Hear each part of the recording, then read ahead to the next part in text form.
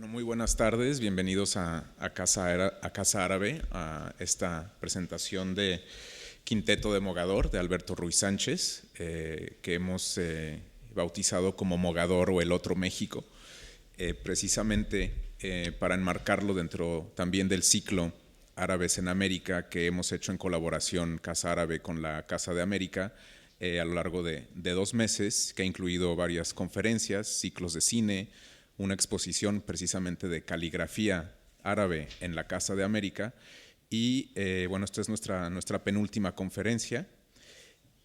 Nos ha parecido en esta casa interesante desde su incepción analizar las conexiones que existen entre el mundo árabe y las Américas o América Latina en este caso en particular. En ocasiones la principal relación es la de aquel mahjar, aquella migración que se dio de los árabes a finales del siglo XIX, principios del XX, evidentemente también registrando su presencia desde la conquista de aquellos españoles o árabes digamos, conversos que habían llegado a las Américas. Sin embargo, pocas veces hay posibilidad y tiempo de hablar de estas conexiones más contemporáneas que existen entre estas dos regiones. También hay ejemplos claros de la presencia árabe en la literatura latinoamericana, no solo en los personajes de García Márquez o en las novelas de Milton Hatum en Brasil o de Luis Fayad en Colombia, sino precisamente en obras como la de Alberto Ruiz Sánchez. No es la primera vez que Casa Árabe precisamente interactúa con este autor mexicano.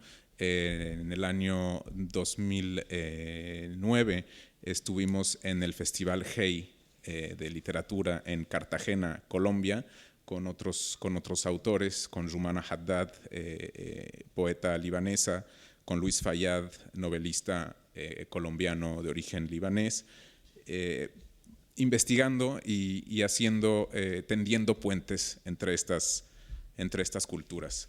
Entonces, bueno, pues me da un gran placer, enorme gusto poder en esta ocasión auspiciar esta presentación del libro.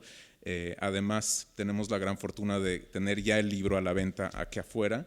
Creo que es una labor de edición realmente estupenda. Incluye unas caligrafías que son realmente un ejemplo de este arte islámico. Justamente Hassan Masoudi, que es uno de los autores de estas caligrafías, el principal. También hay otra que Alberto ya nos comentará un poco de la historia de la otra calígrafa, pero Hassan Masoudi también ha visitado esta casa con su obra en una exposición que hicimos precisamente sobre la caligrafía árabe. Entonces, un poco esta introducción es para señalar lo importante que es para esta casa esta dimensión, estas conexiones, estos puentes que se tienden entre ambas regiones y muchas veces las sorpresas precisamente que encontramos en el camino. Creo que la obra de Alberto es justamente algo que se desmarca de estos, digamos, recorridos más tradicionales. No es una migración habitual de física de aquellos árabes que emigraron a América Latina y que echaron raíces ahí y que añoran o anhelan aquel terruño de sus abuelos, sino que es más bien una nueva forma de mestizaje, una forma de tender puentes muchas veces imaginarios, pero desde luego también basados en los viajes y en el nomadismo de Alberto, que realmente es muy gozoso. Mogador nace de las manos de dos amantes. Es el resultado de una fórmula, diría yo, alquímica, que parece ser el resultado de aceite, azafrán, azulejo. Es el nombre de una mujer también. Tiene la edad de la escritura, esta ciudad. Fenicia tiene también estos orígenes, una ciudad alejada, la más alejada de Cartago. Es una ciudad femenina, como Hasiba, uno de los personajes que es jardinera y cuyos dedos, imagino yo, con una fineza y una habilidad suprema. Es también una ciudad inventada por marinos, un lugar donde se aparece el destino, un lugar donde los números son muy importantes y confunden y despistan y a la vez nos llevan por este laberinto, el número 9, el número 5 que marca este quinteto, y también muy importante, creo yo, las bibliotecas, esas bibliotecas que son el escenario para esta realidad sonámbula. Y claro, los elementos, el aire, el agua, el fuego, la tierra, que se mezclan con los sentidos, con la boca, con el ojo, la mano y claro, con el sexo. Bueno, pues es una pequeña introducción. Dejaré que Alberto Ruiz Sánchez y Jesús Ruiz Mantilla, que nos acompaña el día de hoy, también agradecemos su presencia, conversen. Y al final esperamos también del público una participación en los últimos 15 minutos. Adelante. Muchísimas gracias, Karim. Bueno, no hemos querido acordarnos, Alberto y yo, del año en que nos conocimos, pero ya pasan más de 2 cifras, ¿no?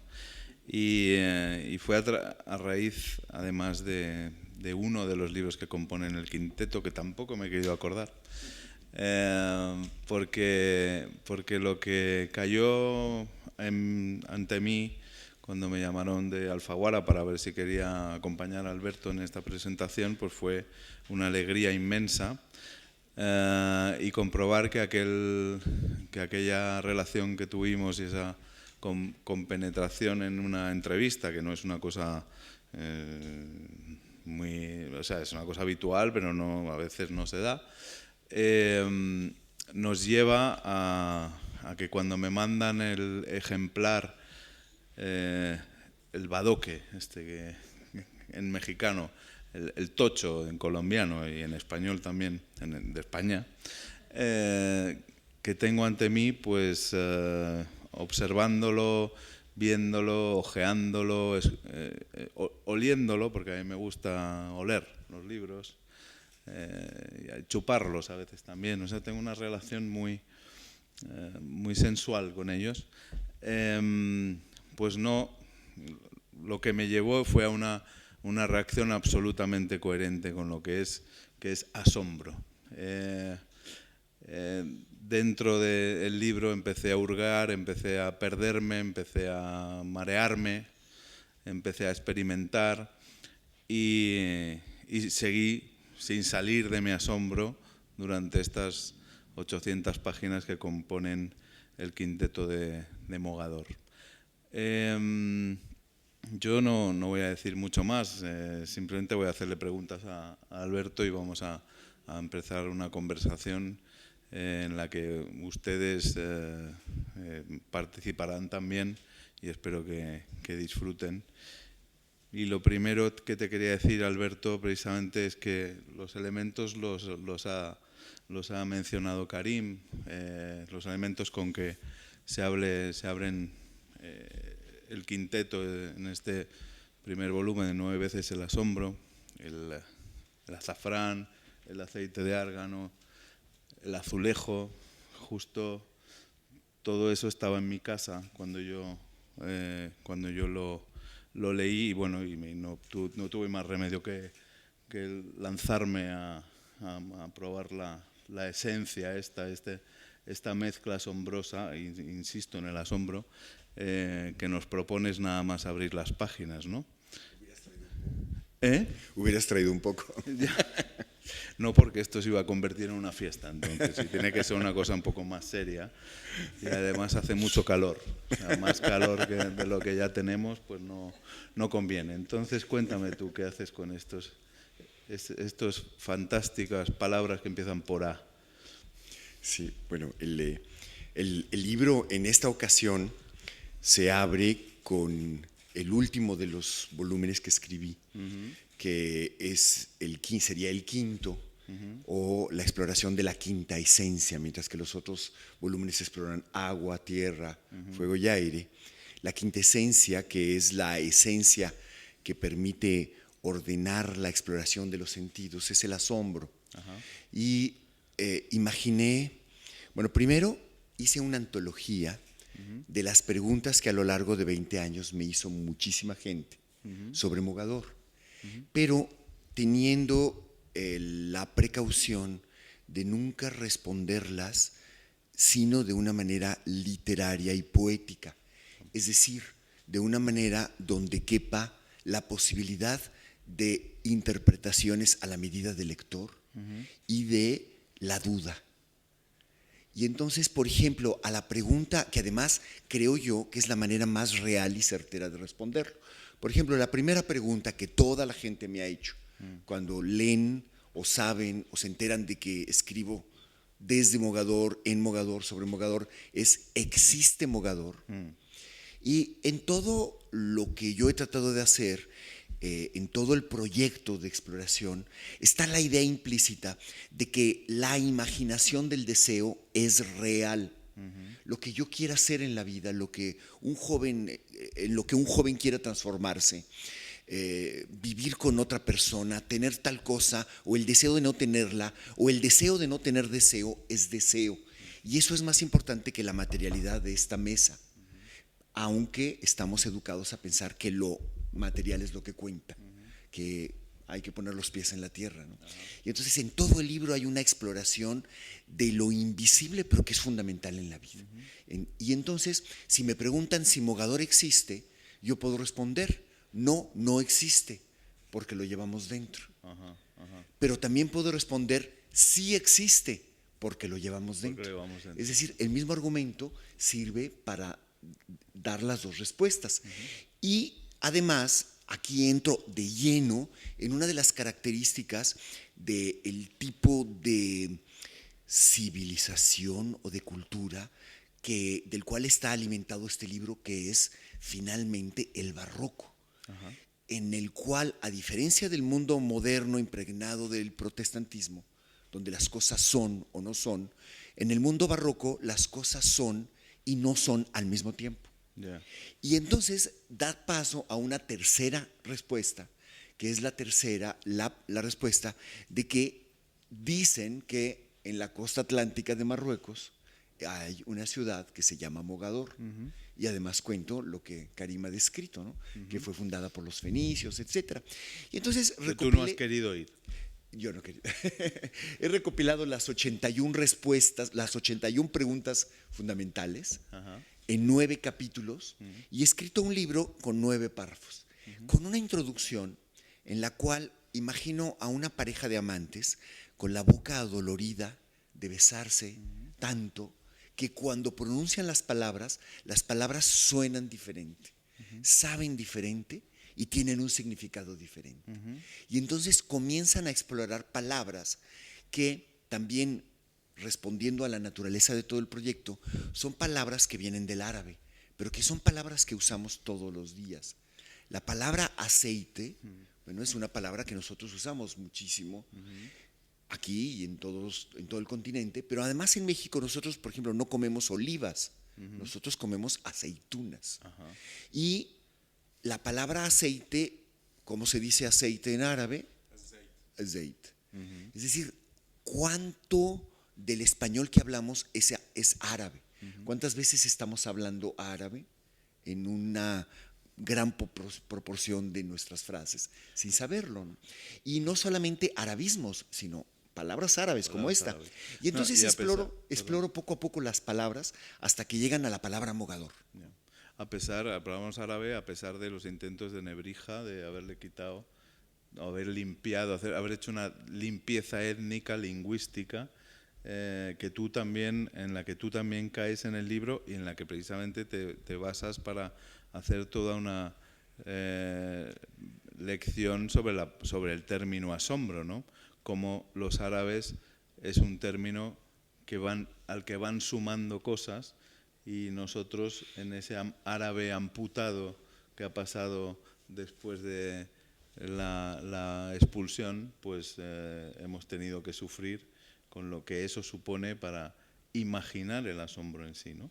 Sí, y eso es fundamental, ¿no? En todo el libro, y del principio al final hay paréntesis en los que se incluye todo lo demás, pero este que acabas de señalar es fundamental, entre las primeras palabras que los amantes se dicen, azúcar, azulejo, aceite, y el esfuerzo de un héroe de España que se llama Helio Antonio de Nebrija, que para empezar ni se llamaba Helio ni Nebrija, se llamaba Toño Rodríguez.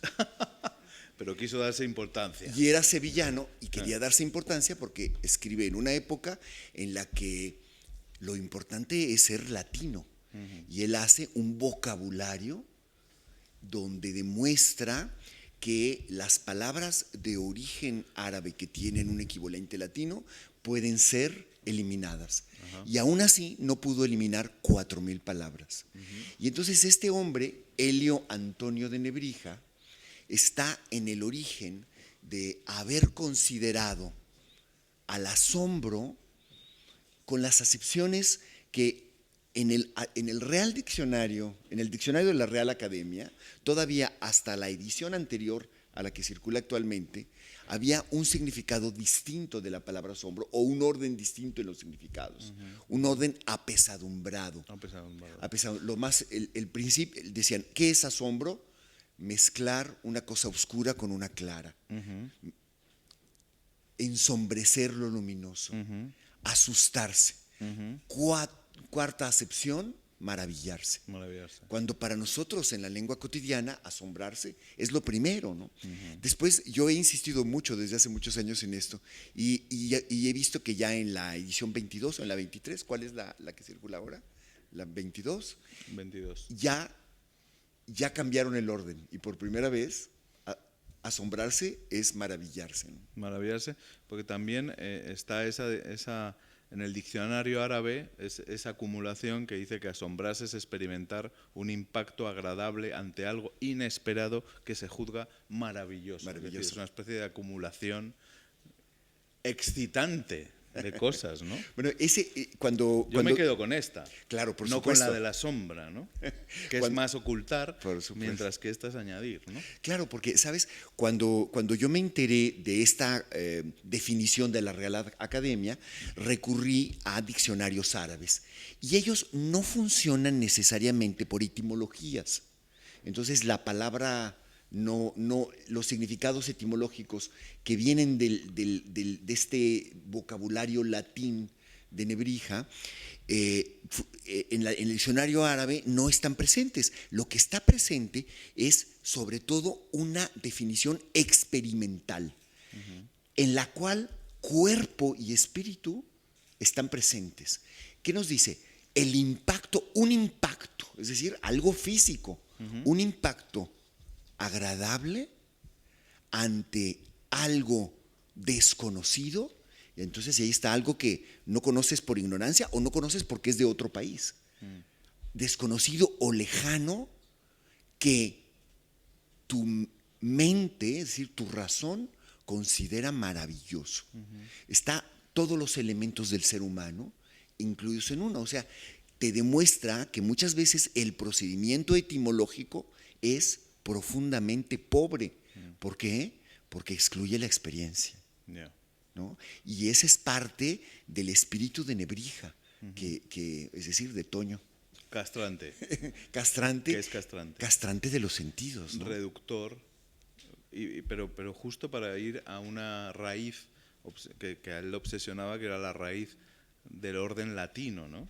Pero que tampoco también tenía que ser así, sino que era una obsesión suya en contraposición a esa tremenda suntuosidad y sensualidad que a lo mejor le producía la esencia árabe, ¿no? Sí, por supuesto, ¿no? Es completamente... Entonces, cuando tú comenzaste diciendo que tú leías con todos los sentidos, a mí eso me parece fundamental. No, es que hay que aplicarse en cuerpo y alma a la lectura, no solo intelecto, es decir, hay que sentir la lectura, no hay que simplemente pensar. Pero eso nos lleva también a la dedicatoria, que tú incluyes el asombro en algo fundamental en tu vida, ¿no? Que dices para Andrés y Santiago, por la vida mogadoriana que les ha tocado y las transformaciones que les imprime, y para Margarita, en complicidad alquímica de todos mis elementos, agua, aire, tierra y fuego compartidos, más el asombro, la quinta esencia. Sí, bueno, eso es culpa de Margarita. Pero el asombro es verdad que es la quinta esencia del amor, es decir, es obligación de dos amantes asombrarse hasta el fin, ¿no? Pues yo diría que más que una obligación, es la naturaleza de la relación amorosa, ¿no? Digamos, del detonador porque después del asombro viene la curiosidad, ¿no? Y el amor como conocimiento, ¿no? O sea, tú te enamoras no para poseer y conquistar, sino para conocer y seguir conociendo. Sí, para sorprenderte, para seguir en ese camino que te lleva, ¿no? Pues a crecer.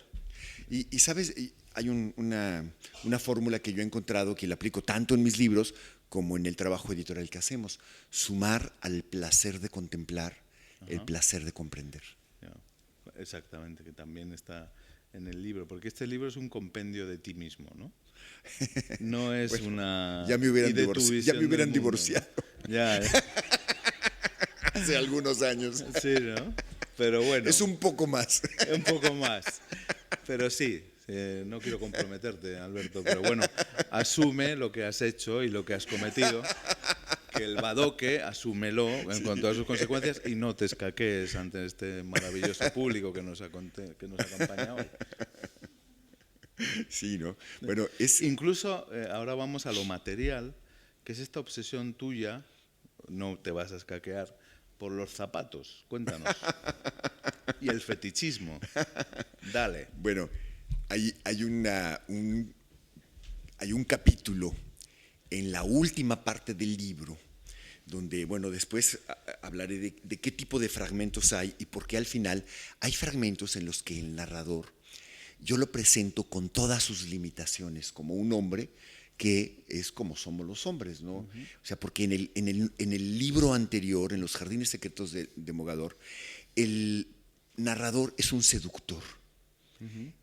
Cada jardín que cuenta es necesario para poder hacer el amor con Hasiba, porque ella lo ha reducido, o lo ha enaltecido, o lo ha provocado para que se convierta en una especie de Shahrazad masculino amenazado de muerte erótica. Cuando le dice: no volveremos a hacer el amor hasta que no vengas a contarme cada noche un jardín secreto de Mogador. Y él le dice: pero si aquí no hay jardines. Dice: bueno, jardín en el sentido de un ámbito que alguien ha transfigurado para que se convierta en un paraíso, es decir, un espacio de convivencia del amor, ¿no? Y entonces, claro, cuando terminé ese libro, yo dije: este tipo tan seductor es un antipático. Entonces hay que ponerle fallas, y entonces lo pongo a vivir. Y lo pongo, me imagino ya en ese momento, un cincuentón que dirige una revista erótica que lleva el nombre del Tratado del Amor Árabe, que a mí me parece más antipático de todos, que se llama El Jardín Perfumado. Y que es la contraposición exacta del Tratado del Amor Árabe, que a mí me parece maravilloso, que se llama El Collar de la Paloma. Porque en uno, bueno, se trata del placer de un jeque, y en el otro se trata de comprender qué sucede en el amor.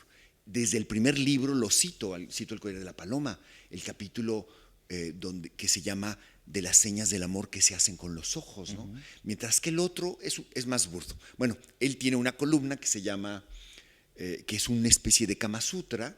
Él está escribiendo su Kama Sutra, y cada vez que escribe y ha terminado un capítulo de todo el conocimiento que ha alcanzado a lo largo de la vida del amor, llega a la realidad, normalmente de la mano de una mujer, y le demuestra que tiene que volver a aprenderlo todo. Y en una de esas aventuras que le suceden varias cosas. Muchas que sí han sucedido y otras que me han contado, porque este libro es un libro de investigación. O sea, yo he vivido, pero he vivido también la escucha, la necesidad de escuchar a hombres y mujeres, ¿no? Principalmente mujeres. Y entonces hay un momento que me interesó a mí muchísimo, que es la relación con la danza. Todo el libro, entre los oficios a los que pongo muchísima atención y que considero metáforas de la escritura, están la cerámica, está la caligrafía y está la danza. Y entonces imaginé a este hombre como un redactor que está al fondo de un edificio. Imaginé el edificio como estos edificios de los años 40 que hay en el centro de la Ciudad de México frente al Palacio de Bellas Artes, que tienen pasillos muy, muy largos, el elevador hasta el fondo, y él es un redactor que está que cada vez que se abre el elevador de vez en cuando y hay una mujer que camina, él escucha los pasos y empieza a tener una relación con esta voz de los zapatos de una mujer. Y bueno, termina viendo una relación con una bailarina de tango, ¿no? Y que además, y una relación con una psicoanalista argentina. Bueno, y total, es toda una historia, ¿no? El barroco de nuevo. El barroco de nuevo, lo que es y lo que no es. Lo que ha sido muy lindo después de publicar el texto, que no aquí, pero en la publicación en una revista lo llamé La voz de tus zapatos, es que una de las mejores bailarinas de tango de Argentina, Milena Plebs, se enamoró del texto y escribió una coreografía que se llama La voz de tus zapatos. Milena Plebs es es el último motivo que hay en el Museo del Tango y en el Café Tortoni. En ambos, el último cuadro es ella que, siendo bailarina de danza contemporánea, junto con su pareja, que hicieron un grupo que se llamaba Tango por Dos, son los culpables de que los jóvenes hayan vuelto a bailar tango en Buenos Aires en los años 90. Y entonces ella tomó esto y montó un espectáculo. Eso lo hubiera puesto, fíjate, aquí. Es muy, muy bonito. Y es bueno, terminan bailando arriba de las mesas, hay muchos zapatos, en fin, pero más que mi debilidad por los zapatos, es la debilidad de algunas personas por los zapatos, que yo he tratado de escuchar, pero sobre todo de muchas mujeres. A mí siempre me ha interesado o sea, los zapatos obviamente es lo más vinculado a la ropa interior, ¿no? Es una ropa interior que se lleva afuera, ¿no? Así como explico en el libro cómo la boca, los labios, es el órgano sexual que más terminaciones nerviosas tiene y que lo llevamos fuera. Pienso que los zapatos son la ropa interior que se lleva fuera, ¿no? Pero aunque hubieses puesto hubieses traído Mireia Prest, pues lo que sí has querido y has insistido en mostrarnos es este episodio de las cabras. Sí. Que si quieres ahora te doy pie para que nos expliques y nos documentes con alguna imagen, ¿no? Bueno, entre las cosas que ya tienen hartos a mis hijos cuando pasan por alguna de mis participaciones públicas, está la historia que para mí fue clave justamente de la elaboración de esta poética del asombro, y que sucedió en el primer viaje a Marruecos en 1975, es decir, hace mucho, mucho, mucho tiempo, pero que para mí fue primero una sensibilización hacia lo que iba a venir después, que era el descubrimiento de Mogador, y al mismo tiempo era una clave del tipo de escritor que yo quería ser. O sea, cuando estábamos en ese viaje a Marruecos, yo tenía dos preocupaciones fundamentales. Una era encontrar mi propia voz narrativa, y la otra era comprender todas mis limitaciones como hombre viviendo por primera vez con una mujer. Y justamente antes de encontrar a Mogador, que me dio una respuesta a estas dos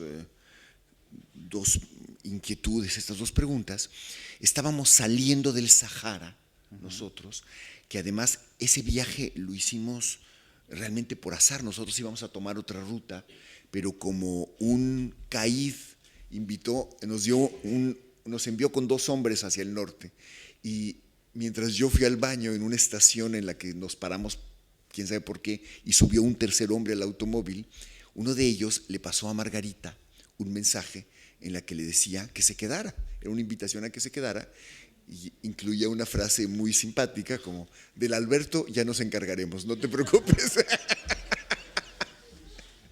Y entonces yo salí del baño y Margarita dijo, nos vamos. Digo, pero ¿cómo nos vamos? Si nos van a llevar, nos vamos. Y entonces nos salimos y nos fuimos y pasaron otras cosas. Total, que gracias a todo ese azar, nosotros terminamos llegando a Mogador desde el sur, y antes de llegar a Mogador salíamos del Sahara, después de pasar muchísimas horas, más de 12, en un paisaje de piedras, muy pocas dunas, y de pronto al fondo vemos un grupo de árboles, que es cierto, son árboles maravillosos, son los arganos, que tienen la característica de poder tirar 20 metros de raíz, aunque la copa de los árboles nunca rebase los 2 metros, 2 metros y medio, 3 por lo mucho. ¿Qué quiere decir? Los biólogos llaman a estas plantas devastadoras, porque, claro, si hay un poco de agua, se la llevan toda, ¿no? Y estaban llenos de puntos negros, con todo mi conocimiento del campo mexicano. Le dije a Margarita, mira, seguro ahí hay buitres, o como nosotros decimos, sopilotes. Debe haber muchísimo, una vaca muerta ahí. Y Margarita, que siempre tiene razón hasta cuando se equivoca un poco, me dijo, qué ciego estás. Tenía razón. Eso que está allá al fondo no son aves, no son pájaros. Pero ¿cómo no? ¿Entonces qué hacen en el árbol? Tienen 4 patas. 4 patas. Nos fuimos acercando más y era un rebaño de cabras encima de los árboles. Y entonces estábamos realmente emocionados, primero porque, claro, no lo había escrito ningún escritor, no eran peces que atravesaban ni un ángel que cayó en la calle, era real, ¿no? Era la realidad diciéndote que había algo excepcional y maravilloso. Y en el transporte público en el que íbamos, le digo al marroquí que iba a mi lado, mira, mira. Y él me ve a mí como un loco y me dice, ¿qué pasa? ¿Qué hay? Le digo, mira, allá al fondo. Me dice, ¿qué? ¿Qué sucede? Le digo, las cabras. ¿Y qué tienen las cabras? Están sobre los árboles. Y me dice, pero las cabras siempre están sobre los árboles. Es decir, lo que para mí era excepcional, para él era una cosa de todos los días que no merecía ninguna atención. Compré un libro con fotografías de cabras en los árboles y él me dijo, ¿y qué dice el pie de foto? Árbol argano de la región de Marruecos. Con cabras. No ven las cabras, no las ven. Y entonces yo dije, una dimensión de mi labor de poeta y de mi labor de escritor va a ser encontrar las cabras en los árboles de mi país, y es lo que hacemos en Artes de México, en la revista Artes de México, de mi mujer, si quería seguir viviendo con ella, porque claro, ya me estaba enamorando de todas las vecinas y de sus amigas, de la vida cotidiana, ¿no? Lo que no vemos, sino las cabras que no vemos, que no consideramos excepcionales, habría que mostrarlas. Entonces, bueno, les muestro si creen claro que no es cierto. Sí. Bueno, hay una foto aquí en el Badoque. Sí. Y claro, yo lo incluí hasta el final del libro porque el registro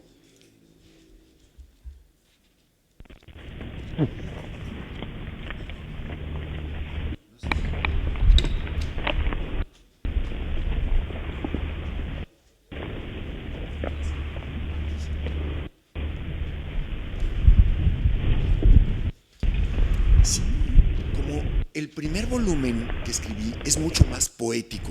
Si yo incluía esta escena en eso, parecía que yo lo había inventado.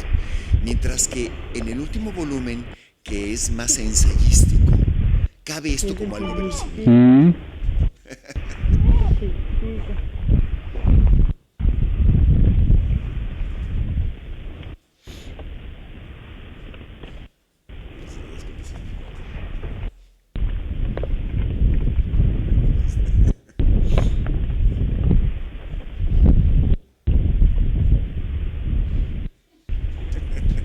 Esto lo tomamos ahí con la camarita en el...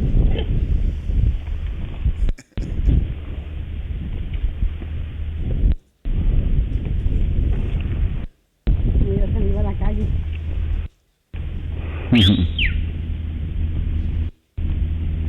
Ese silbido es el pastor.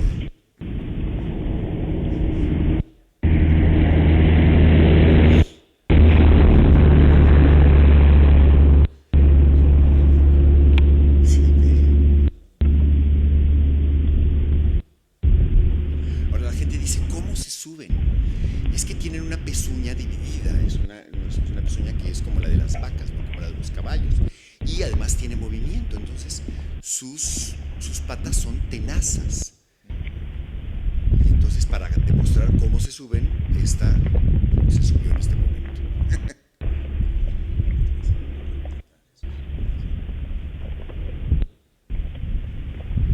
Sube y ahorita ya lo metemos. Va. Bueno.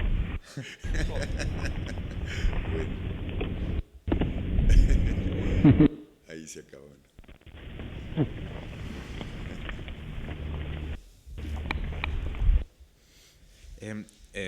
Alberto, yo quería hacerte una pregunta con o sea, es evidentemente un poderosísimo ejercicio de imaginación lo que has hecho, pero además, como bien dices, es también un ejercicio de documentación, ¿no? Que has hecho una serie de preguntas y entrevistas y en ese sentido me gustaría saber qué es lo que para ti entrar en el mundo árabe ha implicado. Es decir, bien has dicho, yo con mi conocimiento del campo mexicano, ¿no?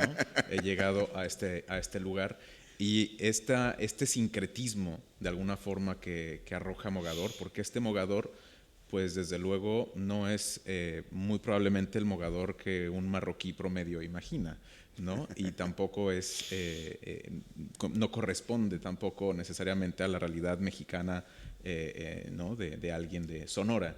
Entonces realmente has creado un mundo mágico, pero que embebe tanto de tu propia, ¿no? Está muy claro en la introducción que dices que has nacido que has estado en las dos orillas, también has estudiado en la otra orilla del Mediterráneo, te sientes también que has pasado un poco por Al-Ándalus, pero me parece fascinante precisamente esto que produce un sincretismo muy particular. Sí, bueno, sabes que así como está la escena fundadora de la mecánica de ver, que es el asombro, hay otra escena fundadora que es desembarcando en la ciudad de Tánger, entrar al mercado y descubrir que el mercado parece un mercado de artesanías mexicanas, que la cerámica que nosotros en México llamamos Talavera de Puebla es muy parecida y en algunos motivos idéntica a la de la ciudad de Fez. Y la que se hace en México, en Hidalgo, es idéntica y en muchos casos parecida a la que se hace en la ciudad de Safi. Y, por supuesto, nunca ha habido una influencia de Marruecos en México ni de México en Marruecos. Lo que ha habido es esto que es la España árabe-andaluza, o sea, es la cultura andalusí. Pero cuando tú vas a Talavera de la Reina, la cerámica que se hace allá no tiene nada que ver con la mexicana como motivos. Es muy diferente. La técnica es la misma, pero los motivos son muy distintos porque aquí tuvieron la influencia italiana, porque aquí evolucionó de otra manera, porque aquí además hubo un esfuerzo de negación del mundo árabe, como lo hizo Nebrija, también en la artesanía. Pero descubrir que hay en México rasgos de lo que ahora llamamos artesanías, porque está en la cerámica, pero está también en los textiles. Rasgos árabes en México muy profundos que la gente no está acostumbrada a identificar. Me pareció una revelación y algo digno de investigar y estudiar. De hecho, incluso con Rafael López Guzmán de la Universidad de Granada hemos hecho muchas investigaciones al respecto. Pero mi hipótesis en contra de cómo la gente imagina la presencia antigua árabe en México como una emigración criptoislámica prohibida, yo creo que las cosas son mucho más sencillas y mucho más profundas. La cerámica de Talavera, es decir, la cerámica de doble cocción que es impermeable, los textiles de la época llegaron y la construcción llegaron a América a través de España, por supuesto, pero llegaron como tecnología, no como parte del mundo islámico, porque la tecnología para hacer cerámica, textiles, construcción, arquitectura, guerra y conquista el mestizaje como una arma de conquista durante los reinos de Taifa, y que fue un arma fundamental que utilizó Cortés para la conquista. Todos estos elementos llegaron como la tecnología más avanzada para el momento, la más barata y la más práctica y la más bella para construir un mundo, que es lo que se hicieron durante los 2 primeros siglos de la conquista. Construir un mundo con la mejor tecnología del momento, exactamente como ahora utilizamos la tecnología de Microsoft y la tecnología que es producto de la revolución industrial y del protestantismo para administrar un hotel o para administrar una casa cultural. Es decir, el funcionamiento por modelos, el invento de los cuartos de Hyatt siguiendo un modelo estándar. Toda esta tecnología de todos los días tiene una historia precisa y pasará como pasó esto. Entonces, esto que llamamos artesanía era la tecnología para construir las cosas de todos los días, e impregnan nuestra vida cotidiana todavía, en gran parte porque todo este mundo quedó en las capas populares como una utilización vinculada a rituales, vinculada a fiestas, vinculada al mundo barroco popular. México es mucho más barroco que lo que sigue siendo España. Y parte de la esencia de México es comprender estas dimensiones barrocas. Incluso esto que hablábamos al principio, Jesús, de comprender el mundo a través de los sentidos, tiene un segundo eco en el mundo barroco, una de cuyas esencias en la formulación de los ejercicios de San Ignacio es que se puede llegar a Dios a través de los sentidos, a diferencia de el protestantismo, donde solo se puede llegar a Dios a través del contenido de las palabras. Y por eso hay que depurar los templos de todo lo barroco, de todo lo que son las sensaciones. O sea, el templo barroco es una maquinaria de sensaciones, como sería hoy un espectáculo multimedia, todo dorado, con una dramaturgia de la luz que hace cuando tú vas avanzando, todo te conduzca a ese lugar en que los 2 cuerpos de la iglesia se cruzan y está el altar, y donde el sacerdote levanta la hostia y transforma un pan en cuerpo de Cristo, ¿no? Y entonces todo eso es una arquitectura, una teología de los sentidos que es abortada y cortada por la ilustración y los mecanismos del neoclásico. Pero yo tengo la hipótesis todavía a explorar de que el barroco es posible gracias al mudéjar, gracias a los descubrimientos geométricos que dejó en España en gran parte y que impregnó a toda Europa el mundo mudéjar. Pero bueno, esa es una hipótesis, eso todavía no está explorado, pero algún día. Y entonces de todo esto está lleno este libro. Eso es también parte de la investigación que impregna este libro y que hace que para mí haya sido importante continuar haciéndolo a lo largo de los años, y que implica también un cuestionamiento de las formas literarias, porque cuando tú estás hablando de estas dimensiones de larga duración, como llamaban los historiadores de la Nueva Historia en Francia, tú hablar de los géneros literarios, estás hablando de una historia muy corta. O sea, a mí cuando me dicen, es que tú mezclas los géneros, eres postmoderno, digo, no, es que yo escribo, como decía mi maestro Roland Barthes, de forma intransitiva. Yo escribo lo que tengo que escribir y después mis editores tienen que clasificarlo para ponerlo en un estante pero a mí no me importa si esto es considerado novela o no es. Incluso en el último digo, no, esto no es una novela, esto es un amuleto. Es decir, pero al mismo tiempo hay un cuidado a la forma artesanal del objeto escrito, no solamente del objeto impreso. Hay una precaución de encontrar que esta diversidad, esta exploración de la diversidad del deseo tenga una composición, porque no se trata nada más de sumar lo que sea, se trata de lograr lo que hacen los artesanos de los azulejos, como los que aparecen en la portada, los celijeros, los malem, que quiere decir los maestros, que tienen un método. Entonces yo me fui a investigar qué método tienen ellos para dar a la diversidad una unidad. León, que sabe mucho de esto, no me desmentirá. Y entonces encontré que los maestros utilizan una técnica que se llama el cuadrado védico. Es una lástima que no traje ilustraciones. En el cuadrado védico, si tú utilizas un cuadro y lo divides en 9 casillas de cada lado y multiplicas, por ejemplo, si donde se cruzan el 4 por 7, 21, te da 21. En esa casilla donde se cruza sumas el 2 y el 1 y te da 3. De esa manera llenas de números sencillos cada una de las 81 casillas y entonces unes con una línea los 3, los 5, los 1 y te da 9 formas geométricas. Y entonces con esta solución que llaman el cuadrado védico, porque fue muy utilizada en la India mogul, o sea, en la India árabe, ellos logran construir una retícula que permite combinar piezas diversas y darles una unidad. Y es algo que yo he tratado de hacer en el libro, ¿no?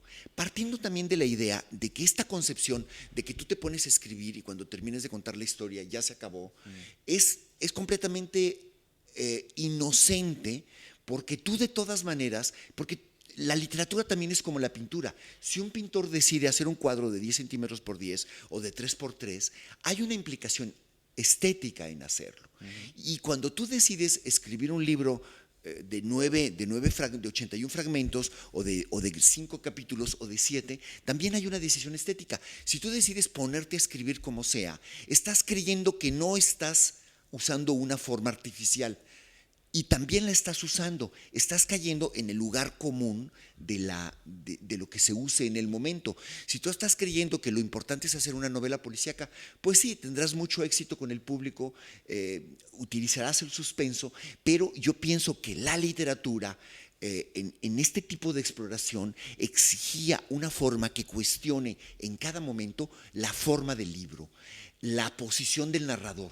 Si tú ves el primer narrador del libro, es un narrador en tercera persona, hay una gran concentración poética, tú cierras el libro y parece que yo soy el autor. Si lees el segundo libro, el primer libro está incluido dentro del segundo como un objeto y aparece el narrador de ese libro. Y aparecen 2 tipos de escritura. En el tercero está la protagonista y está el narrador de Los Jardines de Mogador.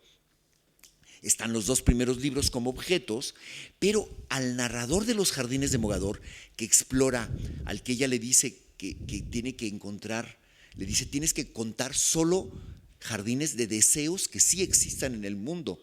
Entonces yo me dije, y yo tengo que cumplir ahora ese requisito como narrador cuando escribí eso. Tengo que ponerme a buscar en el mundo, contar deseos reales. Y fue una investigación de muchos años. Pero al mismo tiempo ella le dice, pero tienes que inventar la forma narrativa para cada deseo, porque cada deseo requiere una forma distinta. Es decir, si el mismo deseo tú lo cuentas de la misma manera, no es otro deseo. Y entonces hay una exploración de un abanico de deseos.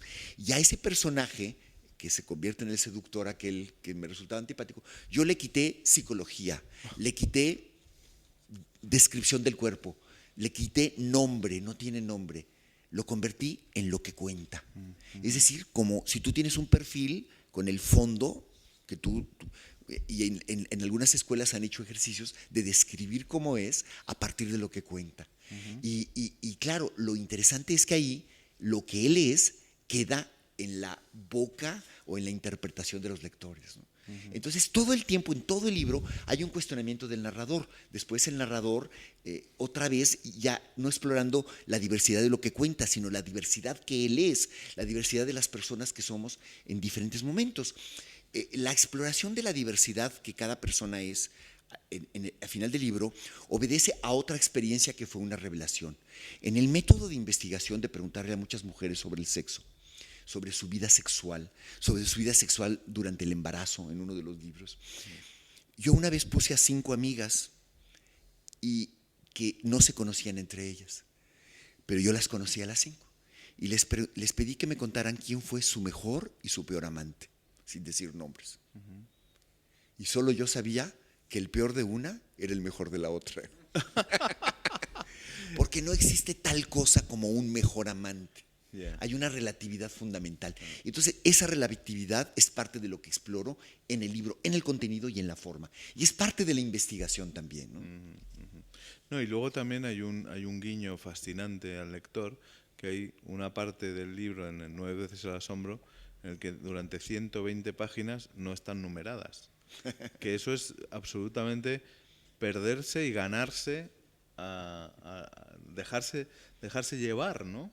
Porque muchas veces esa convicción de estoy en la página tal nos atenaza, nos atrapa, nos coarta, ¿no?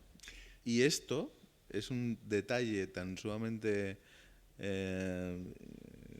sutil, pero a la vez fundamental, que me ha dejado de nuevo asombrado. ¿Cómo fue esa decisión? ¿Por qué? Bueno, porque hay una numeración y una secuencia implícita en el contenido de cada una de esas páginas. Yeah.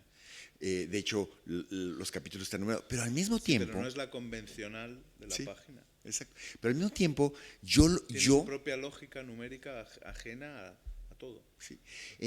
Claro, es que fíjate que cuando yo estaba en esa búsqueda de mi propia voz, otra de los mensajes que yo recibí en ese viaje fundador en Marruecos fue entrar al baño público, al hammam. Y en el hammam, entré a un hammam muy popular en Fez, en el que nadie hablaba ninguna lengua que yo comprendiera, y en el que yo me orientaba de una recámara a otra, incluso estando en cuartos donde había 2 o 3 puertas, yo me orientaba por el calor y la luminosidad. Y entonces yo dije, yo quiero hacer libros, yo quiero hacer un libro, yo quiero hacer una novela que boicotee el suspenso, que boicotee la idea de que la vida es una línea en la que tú subes y si tienes éxito, llegas a la cima. Si tienes más poder, llegas a la cima. Si tienes más fama, llegas a la cima. Y si tienes un orgasmo, llegas a la cima. Hay un boicot del orgasmo en este libro. Hay un boicot de lo lineal.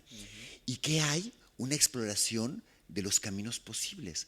Y entonces yo he querido hacer libros que sean como ámbitos, en los que si tú te sientes muy bien en el cuarto de la derecha, sigue, y si quieres seguir hacia el calor, sigues hacia el calor. Si quieres seguir hacia la luz, que es un poco más fría, sigues hacia la luz. En fin, yo he querido que a veces la gente también en este libro lo cierre y se salte y lea algo del final, y que cada fragmento tenga un valor literario y poético en sí mismo. O sea, al principio yo tenía cierta resistencia para ponerlos todos en esta secuencia, ¿ves? Pero Pilar me convenció. Y finalmente, bueno, demuestra que hay un trabajo de unidad, que es cierto, ¿no? Sí. Pero claro, yo con mi naturaleza a boicotearme y a boicotear mi relación con tener un lugar, digamos, en las convenciones de la literatura, y buscar un lugar en la peculiaridad de los lectores extraños, yo lo que hubiera hecho sería justamente lo contrario. Ya que tenemos 5 libros, ahora dividirlos y hacer de esos 5, por lo menos cada uno tienen 9 capítulos y 5. Entonces, dividirlos en 13 libros cada uno, ¿no? y entonces... Sí, tú, anticonvencional, pero obsesionado por la estructura. Sí. Como un escritor, sea convencional o no, tiene que estar. Y obsesionado por con una estructura que no ahogue la vida de la que se va llenando el libro. Sí, que no se note, pero que tiene que estar. Sí. Porque es la arquitectura de cualquier libro, sea como sea, ¿no? Sí, rizomática, como me decía. Rizomática. Sí, bueno. Te quería preguntar un poco sobre esto, un poco las influencias que es parte de tu largo currículum, por habiendo estudiado con Roland Barthes y con Deleuze, este tema del Oulipo, de la literatura experimental, del laberinto. No sé si es algo que te ha influenciado. Sí, hay una lectura de Gilles Deleuze de Proust que para mí es fundamental, que él analiza cómo los fragmentos dentro de la búsqueda del tiempo perdido funcionan con individualidad y funcionan dentro del conjunto. Y cómo Deleuze analiza cómo para Proust fue importante el tener los 7 libros de la búsqueda del tiempo perdido realizados. Y cómo al mismo tiempo él transformó la crónica social, o sea, porque Proust era un periodista de crónica de sociales, que decía La Marquesa llegó. ¿Cómo transformó eso? En un análisis de las dimensiones humanas más increíbles y insospechadas. Y cómo además esa estructura es rizomática en el sentido de que no tiene un tronco y una raíz. O sea, no tiene una linealidad, sino que de pronto se mueve para allá y se mueve para acá y puede conectarse no una mano con un brazo, sino una mano con una cabeza, con un oído, en fin. Y yo he querido que eso exista en este libro, pero que al mismo tiempo haya un orden, ¿no? O sea, en la novela tiene que haber una composición, una idea de composición. Y hay que quitar muchas cosas. O sea, aquí hay 800 páginas, pero hay el doble de cosas sueltas que no están, ¿no? Algunas de ellas les puedo mostrar algunas cosas. Una de ellas, y que tiene que ver con mi relación con este mundo, con el tipo de lectura que yo hago con el mundo, es una notita que escribí al relacionar dos cosas. Una vasija que está en la nueva organización de la colección islámica del Louvre, donde te explican que esa vasija rota es una carta de amor. Y tiene que ver con el hecho de que el ceramista al final de mi libro sea el que escribe el Kama Sutra sin saberlo, es un ceramista, ¿no? O sea, habiendo escrito esto, cuando encontré esta vasija me dio sentido. Pero también después de haber visto esa colección, fuimos a la ciudad de Salé y vimos, Rabat y Salé son vecinas, está el río, y encontramos una cosa muy dolorosa, que a mí me parece muy dolorosa, porque es como se pensaba en México en los 70s, que es que a los marroquíes les da vergüenza la ciudad de Salé, porque es pequeña y vieja.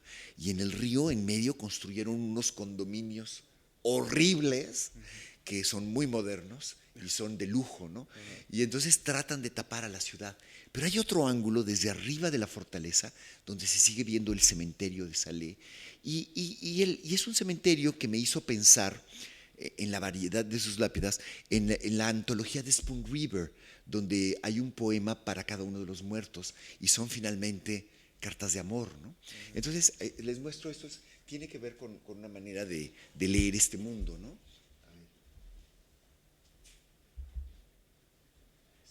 Hoy descubrí que esta vasija rota es una carta de amor, escrita hace siglos, tal vez por uno de los muertos enfilados hacia la Meca en el cementerio de Salé. Y eso me hizo pensar en todo el cementerio, como una extraña carta coral de amor rota en ruinas, esperando ser leída por los vivos para resucitar en ellos, en nosotros. Pero para lograrlo, hay que pasar primero entre dos nubes, ahí donde el piso es un espejo de lluvia vieja que hace de nuestros pasos picoteo y nos pone entre cielo y cielo, como ponernos en entredicho, casi en un sueño.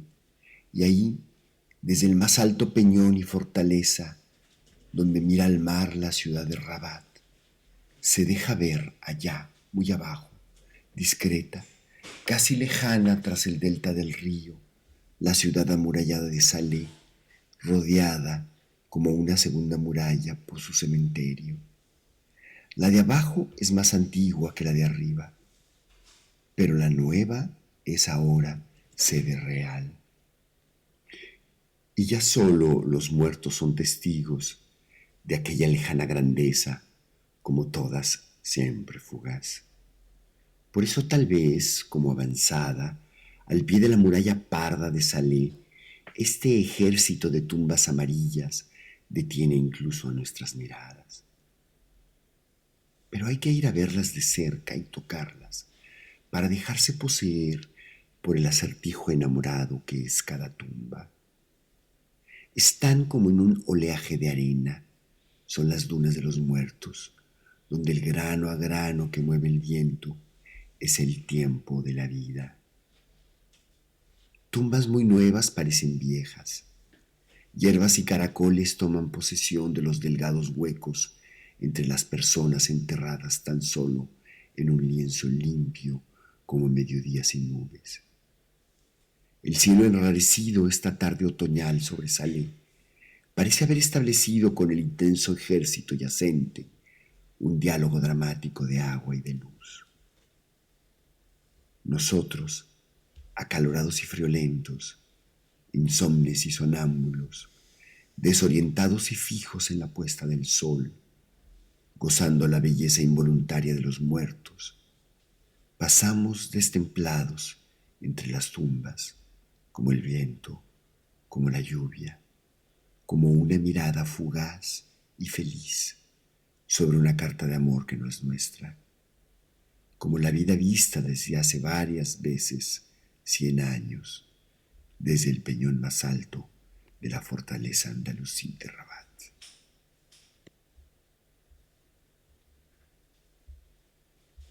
Sí, bueno, este videíto tan rudimentario lo hago con el iPhone, con tomo las fotografías y después las monto en un programita del iPhone que se llama iMovie. Y lo publico en una columna que tengo en un periódico que se llama sinembargo.mx. Y hago, pues en realidad lo considero bocetos, notas de viaje. Pero digamos, es de este tipo de textos, este está convertido en video y es mostrable, pero imagínate, tengo muchísimo que no podía entrar en la composición. O sea, es mucho, pero no, ¿cómo es que hay una tala necesaria? Claro, pero ¿no? es otra manera de contar también las cosas, ¿no? Para explorar.